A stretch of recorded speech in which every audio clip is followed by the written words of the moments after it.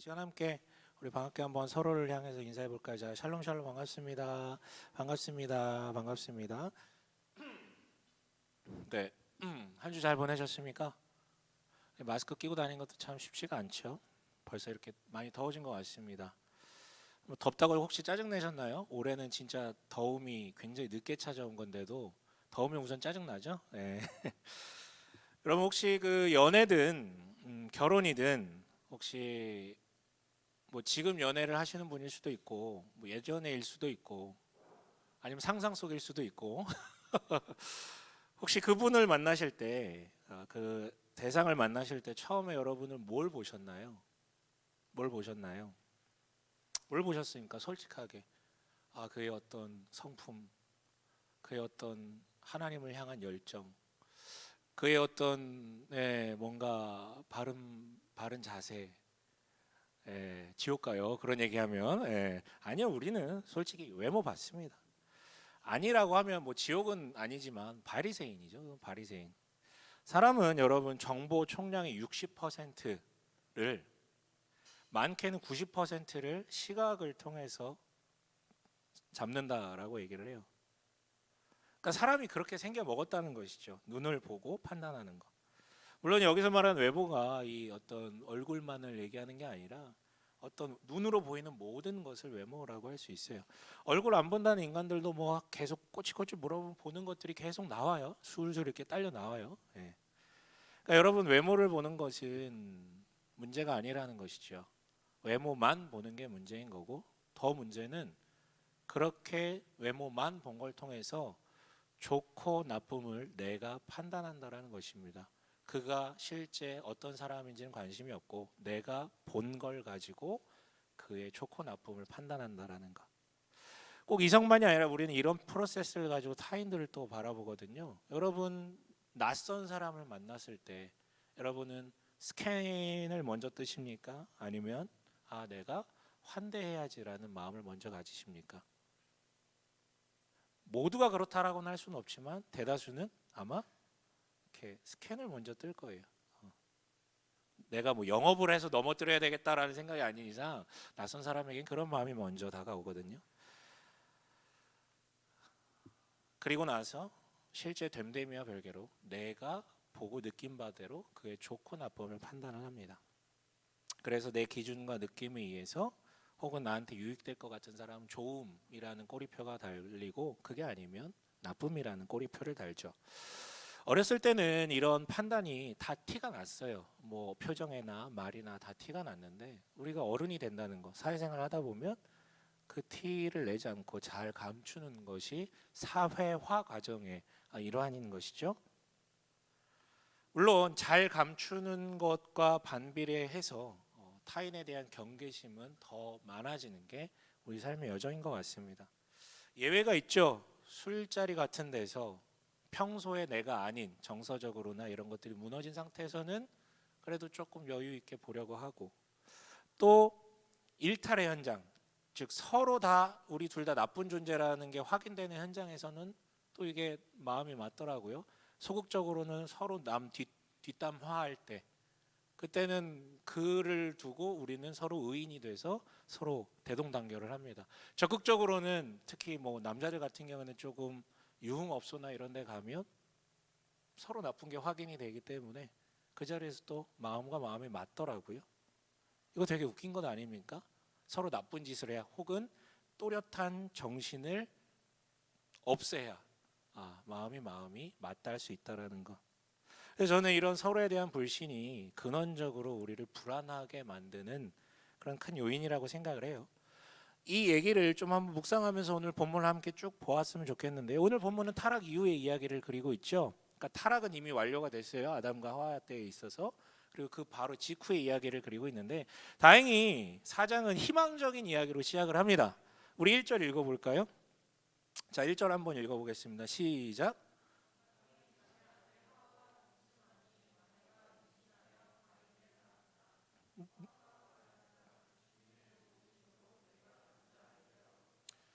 하와가 뭐라고 얘기했다고요? 주님의 도우심으로 내가 남자 아이를 얻었다. 여기 주님은 제가 이 용어는 창세기 1장부터 몇 번 얘기했어요. 엘로힘과 여호와라는 단어가 서로 다른 의미라고요. 근데 여기서 주님은 일반 명사, 즉 그냥 나랑 관계없는 종교적 의미의 신을 얘기하는 엘로힘이 아니라 신앙적 표현인 여호와라는 단어이고, 아내라고 번역된 말은 이시아거든요. 여자라는 뜻이에요. 그래서 제가 다시 번역을 하면 여호와의 도우심으로 이시아가 이쉬를 얻었다, 여자가 남자를 얻었다가 돼요. 이게 무슨 말입니까? 창조 섭리대로 이시아, 즉 남자의 방향이 남자를 얻게 되었다, 혹은 하와의 이름대로 생명을 얻었다라는 것이 지금 구현됐음을 얘기하는 거예요. 그러니까 이게 왜 엄청난 기쁨의 고백이냐면, 자기들로 인해 선악과를 따먹어서 죽음이 이 땅에 도래했고 여기서 끝나는 줄 알았어요. 더 이상 생명이 없어지는 줄 알았어요.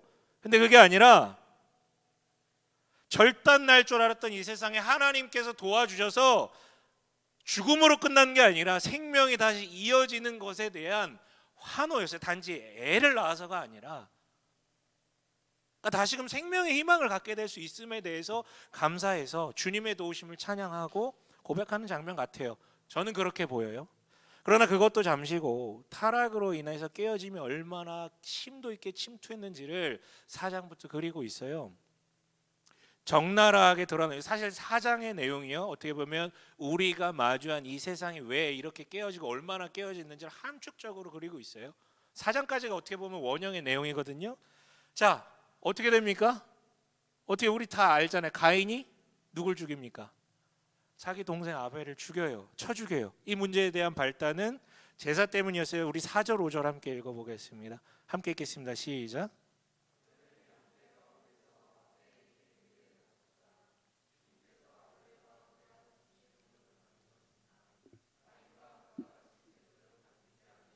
네, 여기까지요. 가인과 그가 바친 제물은 반기지 않으셨다.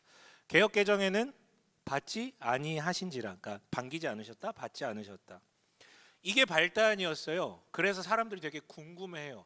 아니 왜 하나님께서는 가인의 제물은 받지 않으셨을까? 여기 발단이잖아요. 의견이 분분해요. 피를 흘리는 제사를 드리지 않아서 그렇다, 첫 새끼를 드린 정성이 보여지지 않아서. 이거는 잘못된 해석이고요. 혹은 뭐 평소 행실이 좋지 않아서. 가장 쉬운 해석은 그냥 뭐 이래나 저래나 믿음이 부족해서. 네. 전 잘 몰라요. 성경이 말하지 않기 때문에. 왜 성경이 말하지 않을까요? 성경은 거기에 관심이 없어요. 그렇다면 어디에 관심이 있는데? 5절 다시 그 다음부터 읽어볼까요? 반기지 않으셨다 다음부터 시작. 가인은 몹시, 그래서 가인은 몹시 화가 나서 얼굴빛이 달라졌다. 물론 이것도 보면은 당연히 의문이 들죠. 아니 왜 가인은 갑자기 이렇게 분노했는가? 하지만 성경이 여기서 분명하게 얘기하는 것은 가인은 이해가 되지 않는 이 상황 앞에 하나님 왜 그러셨습니까? 라고 묻지 않았어요. 다만 이 상황을, 이 문제를 자기가 먼저 눈으로 확인하고 자기가 해석하고 그 부정적 해석에 기인하여 부정적 감정을 이빠이 품게 된 것이죠. 성경이 말하는 바는 이 문제 앞에 가인이 묻지 않고 자기가 판단을 내려버렸다라는 것을 우리한테 얘기를 해버리는 거예요. 다시 말하지만 죄의 의미는 무엇입니까? 하나님의 자리에 인간이 앉아버린 것, 자기 중심성이잖아요. 그 이후 죄가 작동하는 프로세스가 지금 이렇게 세워져 있는 거예요, 여러분. 본래 인간은 문제가 있을 때 선과 악에 대한 판단을 하나님께, 혹은 이해가 안 되는 게 있을 때 그에 대한 판단을 하나님께 묻고 그에 대한 대답을 듣고 그 기준에 따라 움직이는 게 인간이었어요. 하지만 이제는 더 이상 묻지 않습니다. 묻지 않기 때문에 대답을 들을 이유도 없죠. 내가 해석한 게 곧 정답이니까. 이렇게 해석을 하여 나오는 결과는 뻔하죠. 누구는 선입니까? 뻔해요. 뭔 얘기를 하든 뻔해요. 누가 선입니까? 내가 선이에요. 그 결과물은. 그리고 누가 악입니까? 죄 혹은 세상. 더 나아가면 하나님이 잘못하신 거야. 나한테 이러시면 안 되지. 이게 죄의 지배를 받아가는, 죄의 지배 안에 있는 자의 사고방식 프로세스예요. 여러분 어떠십니까? 여러분은 먼저 이해되지 않는 것, 문제가 있을 때 하나님께 묻고 그에 답을 찾으십니까? 아니면 여러분이 중심에서 미리 해석하고 답을 내리십니까? 이거 엄청난 도전이에요. 그런데 묻지 않고 가인은 미리 해석을 해버렸지만 하나님은 단죄하시기 전에 먼저 그 앞에 등장하십니다. 그리고 말씀하세요. 6절 7절 읽어보겠습니다. 시작.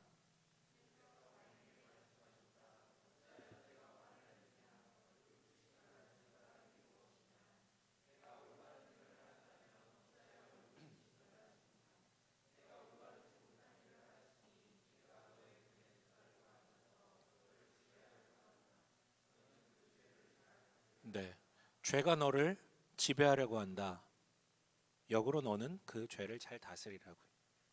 하나님은 이처럼 묻지 않는 인간들 하지만 먼저 나타나셔서 권면하시죠. 그러나 인간은 죄의 지배로부터 벗어날 능력도 의지도 없어서 늘 죄 아래 머물러 있으려고 합니다. 그러다 보니까 그게 쌓이다 보면 결국 열매로 발생되게 되는 것이죠. 사람마다 달라요. 사람마다 죄의 열매는 다르게 등장합니다. 하지만 가인에게 있어서의 열매는 살인이라는 것, 끔찍한 것으로 드러나죠. 8절 한번 읽어볼게요. 시작.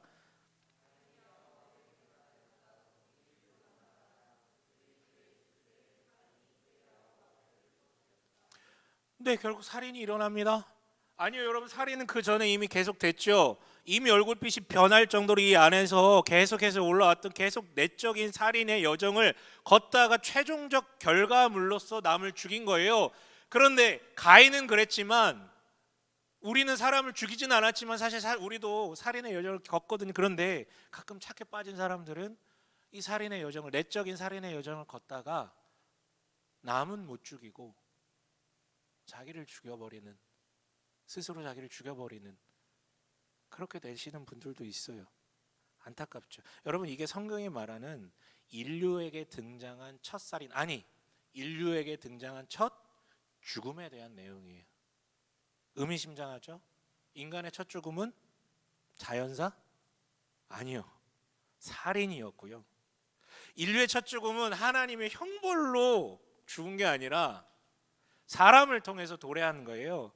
여러분, 오히려 하나님은 살리시려는 경고를 하셨어요. 여러분, 죽음이 도래한 것은 아담에게 내리셨던 형벌의 결과로 먼저 온 게 아니라 인간이 스스로 죽음을 끌어당겨서 안아버린 것이 지금 시작점을 얘기하고 있는 이 부분이에요.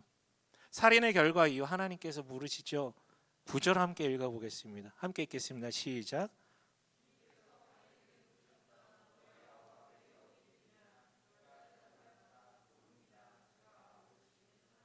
네, 여러분, 이거는 3장의 반복이에요.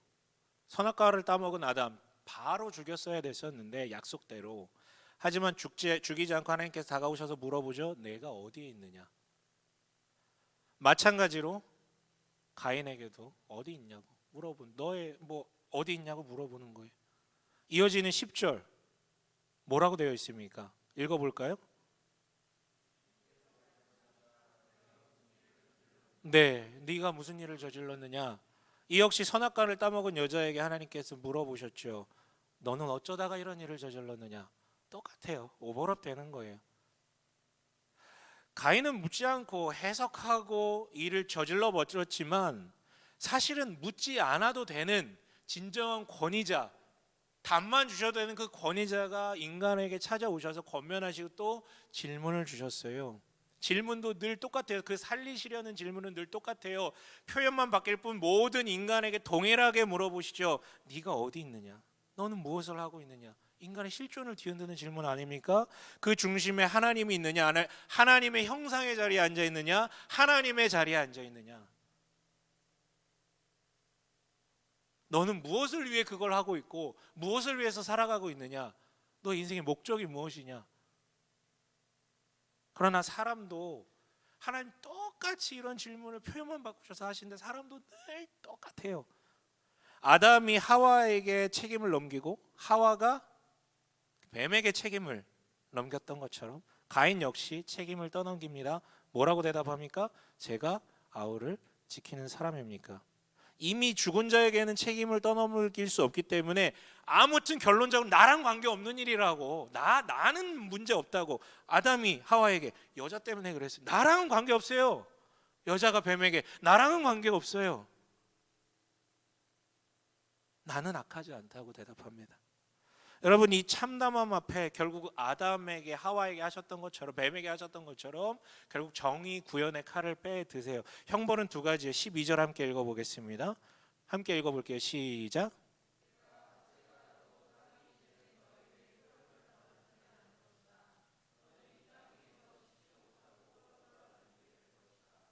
결론적으로요, 여러분, 제가 결론적으로 말씀드리면 새로운 형벌 주신 게 아니라 아담에게 주셨던 형벌이 반복되면서 강화되는 거예요.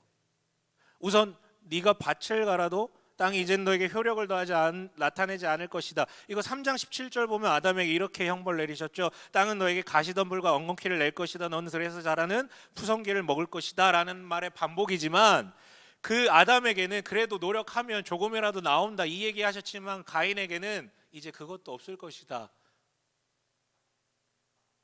두 번째 형벌은요, 너는 이 땅에서 쉬지도 못하고 떠돌아다니게 될 것이다. 이것도 아담에게 내려진 두 번째 형벌의 반복이에요. 너는 얼굴에 땀을 흘려야 나다들 먹을 수 있을 것이다와 연계해서 보자면 결국 노동에 대한 얘기거든요.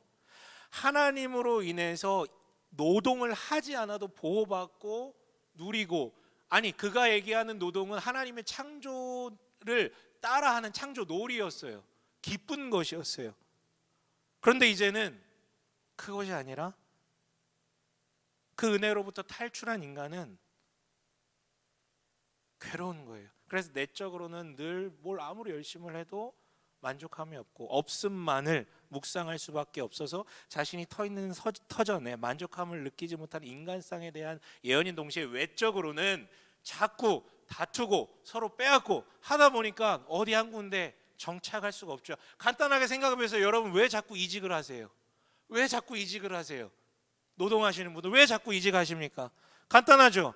만족 못하니까. 아니, 내가 만족을 하더라도 자꾸 거기에 누구 나를 공격하는 사람이 있거나 자꾸 내 자리를 빼앗으려고 하는 사람들이 있어요. 외적 갈등 아니면 내적 갈등 때문에 자리를 잡지 못합니다. 또한 재미있는 건 가인은요, 자기가 선택해서 농사를 지었어요. 하고 싶어서. 그런데 그 터전을 떠나서 이제는 방황하게 돼요. 자신이 원하는 것을 좀처럼 하지 못하게 돼 얻을 수 없게 된 인간상의 총체적 국난을 이 자리에 지금 그리고 있는 것이죠. 그런데요, 이 형벌의 선포를 가인이요 자신의 말로 다시 한번 정리하면 되게 재밌어요. 14절이요. 14절이 함께 읽겠습니다. 시작.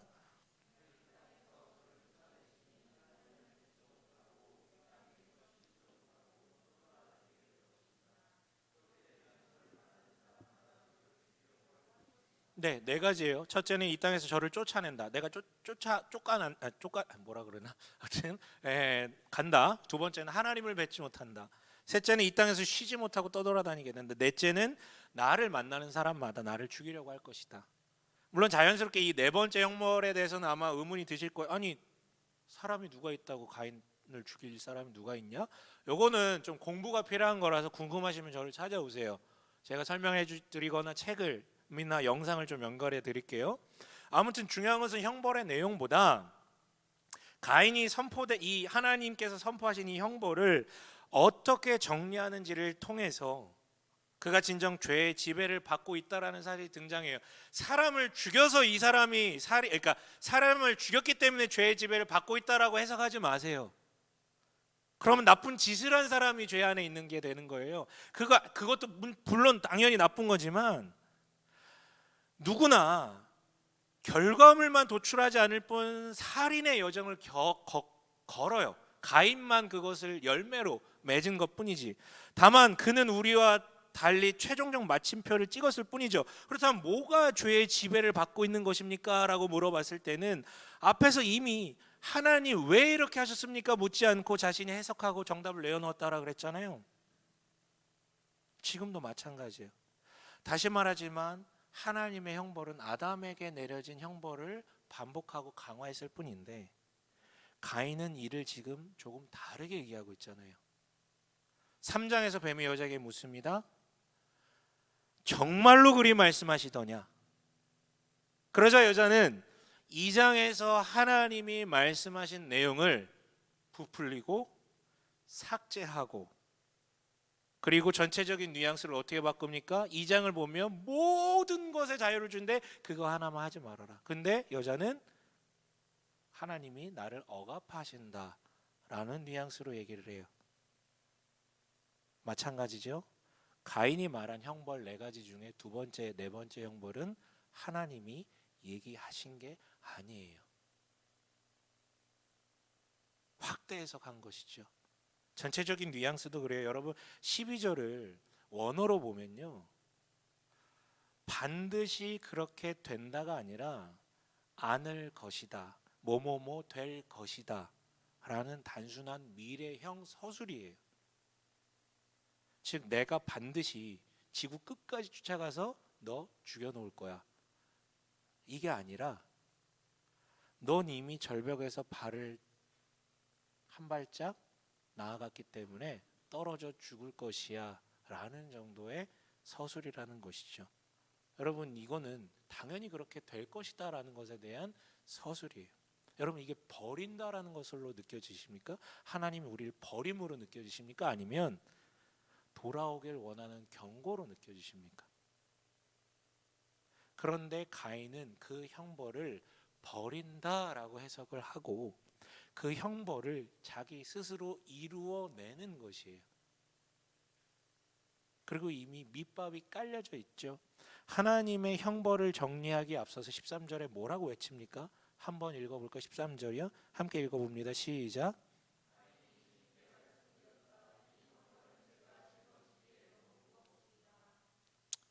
제가 짊어지기에 이 죄벌이 너무 무겁다라는 것이죠. 여러분 내가 잘못했습니다, 용서해 주십시오, 이 회개의 말 한마디가 나오지 않고요, 내가 너무 불쌍한 것 같다라는 자기 연민이 먼저 등장해요. 예, 자기를 중심으로 생각을 하니까, 우주의 공의가 아니라 나 중심으로 먼저 생각하니까 너무 불쌍한 거예요. 내가 자기 연민으로 우선 대답을 하고요. 그리고 이 말은 다르게 해석을 하면 결국 당신의 심판이 공정하지 않고 너무 과도하다라고 지금 얘기하고 있는 것이죠. 이게 여러분 죄이자 죄의 지배를 받는 상태예요. 늘 자기가 주인 자리에 앉아서 해석하고 판결하는 것.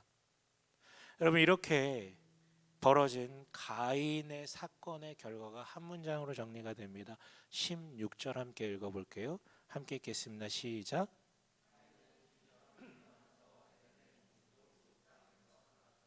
가인이 주님 앞을 떠나서, 주님이 가인을 떠난 게 아니라 가인이, 분명하게 주어가 가인으로 되어 있어요. 가인이 주님 앞을 떠납니다. 하나님이 말씀하시지도 않으신, 하나님을 뵙지도 못하라고 스스로 해석하고 나서 그걸 자기가 실천해요. 하나님을 떠나요. 야, 하나님이 거기에는 못 계십니까? 저기에는 못 계십니까? 군대 안에 못 계십니까? 그 유흥의 현장에는 못 계십니까? 다 계세요. 자기가 떠난 거죠. 여긴 하나님 없어. 그리고 에덴 동쪽 노 땅에서 살았다. 노 땅은 번역하면 떠돌아다니다, 쉼이 없는 땅, 뭐 떠돌아다니는 땅 이런 거예요. 다시 말하지만 더 이상 하나님의 은혜를 스스로 거부합니다. 스스로 하나님의 자리에 앉았건만 만족은커녕 내가 누구를 죽이니 누군가도 나를 죽일 수 있다라는 그 불안감에 계속 떠돌아다니는 거예요. 쉼이 없어요. 만족이 없어요. 여러분 이게 거주지 얘기만은 아니겠죠. 뭔가 마음을 둬도, 사람에게 둬도, 물질에게 둬도, 뭔가 내가 좋아하는 것에 둬도, 성에 둬도, 돈에 둬도, 쾌락에 둬도, 명예에 둬도, 외모에 둬도, 성취에 둬도, 소유에 둬도, 권력에 둬도 거기 마음을 주고 평안을 누리고자 하나 잠깐의 행복함은 나에게 주어지지만 안식이 없는 거예요. 여러분 이게 에덴이 아닌 에덴 동쪽에 살아가는 사람들의 삶이고, 이게 바로 죄를 다스리는 게 아니라 죄의 지배를 받아가는 사람들의 총합을 가리켜 노 땅에 거한다라고 표현하고 있는 것이죠.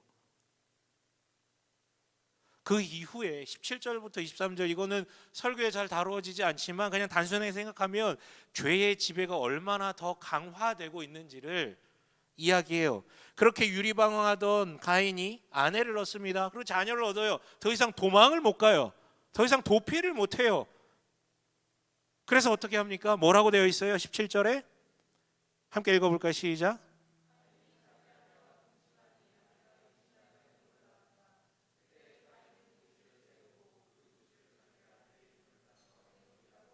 그때에 가인이 뭘 세웠대요? 도시를 세웠대요. 정주 생활하는 도시를 건설합니다. 우선 이거는요, 하나님의 형상에게 주신 창조 명령, 창세기 1장 28장 요약하면 땅에 충만하여라, 만물을 다스려라, 흩어지라는 이 명령, 거기서 충만해서 하나님의 형상으로서 하나님의 통치를 나타내라라는 이 명령이 어떻게 파괴되고 있는지를 먼저 얘기를 해요. 나아가서 도시를 세운다라는 말은요, 개역개정에서는 성을 쌓고라고 번역이 되어 있고요, 조금 더 그냥 드라이하게 표현하면 경계를 치다라는 의미예요. 자신을 보호할 요량으로 경계를 쳤습니다. 그리고 타인을 선별적으로 받아들이죠. 내가 해석할 때, 내가 판단할 때 좋다라고 생각되는 사람, 내 눈에 혹은 내게 유익을 줄 만한 그 사람에게는 선별적으로 받아들이고, 아니면 밀어내는 거, 안 받아들여요. 이게 인간의 삶이죠. 이어서 23절까지의 내용은 족보를 그리고 있는 것 같지만 떠들어 보면 문명이 어떻게 발달했는지를 얘기하고 있어요. 네, 가인의 후예를 통해서 문명이 발달됩니다. 발달이 돼요. 야발이라는 이름이 나오죠. 그 사람을 통해서 뭐가 이루어집니까? 축산, 가축을 키우게 된 거예요. 여러분, 이거 그냥 세계사라 그래. 문명사를 보면 그 발달 과정이에요. 가축을 함께 기르게 되죠. 유발이라는 사람을 통해 음악, 예술, 문화가 꽃피우게 됩니다. 가인이랑 이름이 비슷하죠. 두발가인이라는 이 사람을 통해 쇠와 철, 금속 문명. 그런데 중요한 것은 문명의 발달이라든가 족보가 아니라 이 문명을 만들어낸 사람의 시초로서 누가 등장하냐면 라멕이라는 사람이 등장해요. 라멕의 자녀들과 그 손주예요. 라멕, 그의 정체성을 드러내는 노래 한 구절이 여기 등장하거든요. 23절 함께 읽어볼까요? 함께 읽겠습니다. 시작.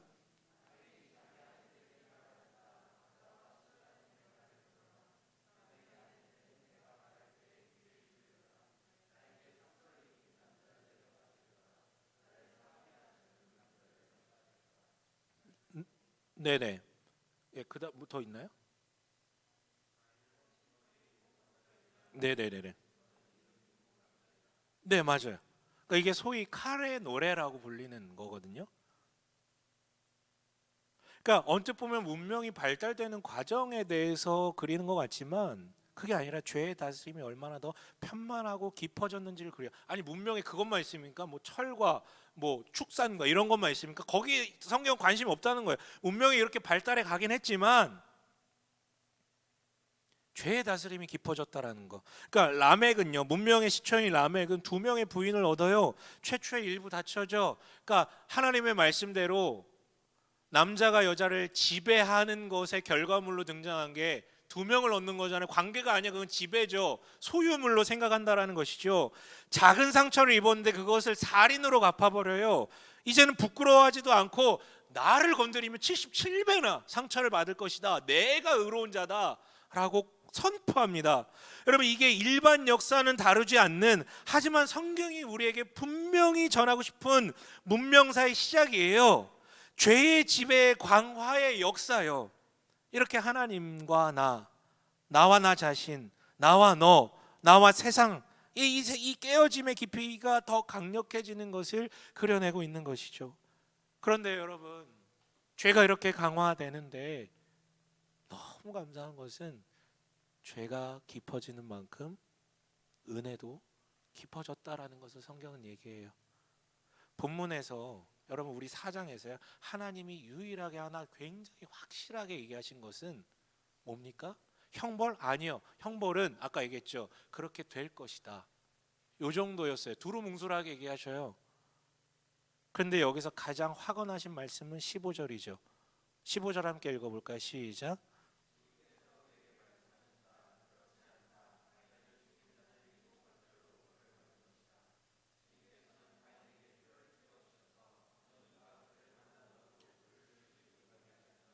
이 본문에서 가장 확실한 건 가인이 아벨을 쳐 죽였다라는 사실과, 그럼에도 불구하고 하나님이 누구나 볼 수 있도록 그 현재형으로 표식을 찍어줬다라는 거예요. 그게 두 가지가 가장 확실한 사실이에요, 본문에서. 나머지는 다 해석이고. 맞아요, 여러분. 이 참담한 속에서 하나님이 가장 확실하게 하신 것은 형벌을 이루신 게 아니라 살게 하시는 것, 즉 생명이었어요. 이게 가장 확실한 것이에요, 하나님이 하신 것 중에서. 이것이 사람에게는 형벌 받을 조건만 있음에도 불구하고 하나님은 사랑하셔 살리게 하셨다. 이게 바로 은혜라는 것의 정체 아닙니까? 하나님의 유일한 확실한 논리, 은혜, 살게 하시는 은혜, 생명 주시는 은혜. 그리고 여러분, 그 지혜가 죄의 지배가 커져갈수록 은혜도 점점 커져가죠. 아담 때의 그로 인하여서 다 끝났는데, 그래서 셀프로 어떻게든 가리고 싶어가지고 나뭇잎 뭐 조악한 거, 구멍 술술 뚫린 거, 그걸로 덮어버려요. 내가 나 스스로 보호하겠다라는 의미로. 근데 하나님께서 야, 그렇게 살 수 있겠냐? 그래서 애꿎은 동물 죽여가지고 가죽옷으로 입히시죠. 이게 은혜의 상징으로 주신 것인데, 이제는 더 명확한 상징으로 그냥 박힌 표식을 주세요. 찍어주세요. 물론 죄의 지배는 점점 더 강해졌기 때문에 노아의 홍수를 통해서 한번 세팅하시지만 이게 안 되는 거예요. 돌아오지 않아요. 오히려 자신을 하나님 자리에 계속 두기 때문에 나는 늘 선이고 쟤는 악이어야기 때문에 계속 죽여요. 희생양을 만들어요. 그 희생양 만듦의 최종점으로는 누구는 살인을 저지르는 것이고, 누구는 미워하는 것이고, 누구는 뭐 빼앗는 것이고, 이런 식으로 드러나는 것이죠. 끊임없이 희생양이 필요해요. 그러면서도 아무리 희생양을 삼아도 그 에덴에서 누렸던 그 느낌적인 느낌이, 그걸 보기 때문에 계속해서 가는 건데 이게 안 채워지는 것이죠. 그러니까 스스로 이 구도를 깨지 못해요. 그래서 어떻게 해야 됩니까? 그 희생양, 최종적 희생양으로 하나님 본인이 십자가를 감당하신 거예요. 여러분, 그래서 십자가에는 능력이 있는 것입니다. 그래서 그 십자가의 능력을 믿는 이에겐 구원이 있는 것이에요. 내가 더 이상 누군가를 희생양 삼지 않아도, 내가 더 이상 누구를 희생양 삼아서 나 스스로 예배를 받지 않아도 나는 하나님의 형상으로 돌아갈 수 있구나. 그 능력 안에 머물 수 있구나. 하나님의 나라로, 아니 새 에덴으로, 그래서 그 샬롬으로 돌아갈 수 있구나. 거기에 능력이 있다라는 것이죠. 여러분, 인간은 에덴의 동쪽이라고 불리는 그 놋 땅을, 에덴의 동쪽은 여러분 방향, 지명 이름이지만 놋 땅은 스스로 붙인 땅의 이름이에요. 의미가 부여된 땅의 이름이라는 것이죠. 에덴의 동쪽은 우리 모두 살아가는 땅이에요. 그런데 그래서 우리 모두는 누구나 다 아픔이 있고, 누구나 다 대화해 보면 사연 없는 사람이 어디 있어요? 왜 자꾸 자기 연민으로 대합니까? 다 사연이 있어요. 안 아픈 사람이 누가 있겠습니까? 그럼에도 에덴의 동쪽은 반드시 놋 땅이어야 할 이유는 없다라는 것이죠. 그것은 자기들이 붙인 이름이에요. 예수의 십자가를 붙잡을 때 에덴의 동쪽에 있더라도 그것은 놋 땅이 아니라 하나님의 나라 혹은 새 에덴이라고 불림 받을 수 있다라는 것이죠. 예수의 십자가를 붙잡을 때, 그러려면 나의 해석이 우선되는 것이 아니라, 그 전에 내가 그 하나님의 자리에 있는 것이 아니라 하나님의 형상의 자리에 있고 하나님께 주인됨을 돌리고, 주님 해석해 주세요. 왜 이렇게 된 겁니까? 라고 먼저 물어봐야죠. 여러분, 물어보고 계십니까? 두드리고 계세요? 문제가 있을 때, 이해가 안 될 때, 짜장면, 짬뽕은 그냥 여러분들이 결정하시고, 문제가 있을 때, 이해가 안 될 때 물어보시냐 이거죠. 하나님께 묻고 그의 답을 기준으로 내가 선과 악을 해석하고 판단하며 그 하나님 나라로 나아가고 있냐, 이걸 나에게 진지하게 한번 물어보셨으면 좋겠어요. 그리고 여러분, 너의 아우 아벨은 어디 있느냐라는 하나님의 질문. 이 질문요, 다르게 해석하면 이거예요. 이 세상에 있는 유일한 너의 이웃, 그 사람 어디 있니? 유일한 너의 이웃 어디 있니? 이 질문이요, 돌고 돌아 나중에 한번 다시 등장하죠. 아니, 계속 그런 질문이 있었지만 성경이에요. 누군가 예수께 묻습니다. 누가복음 10장 29절인데 우리 한번 여기 함께 읽어볼까요? 누가복음 10장 29절이요. 함께 읽습니다. 시작.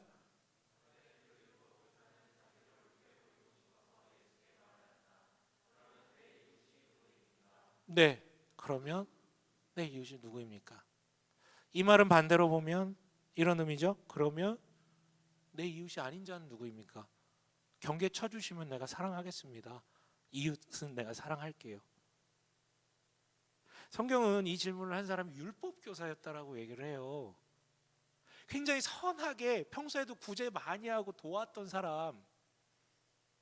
사람들이 야 당신은 참된 신앙입니다, 신앙인입니다라고 의인이라고 칭송해주던 사람. 그런데 예수의 귀에 그 질문이 들렸을 때는 너는 의인이 아니다, 너는 죄인이다.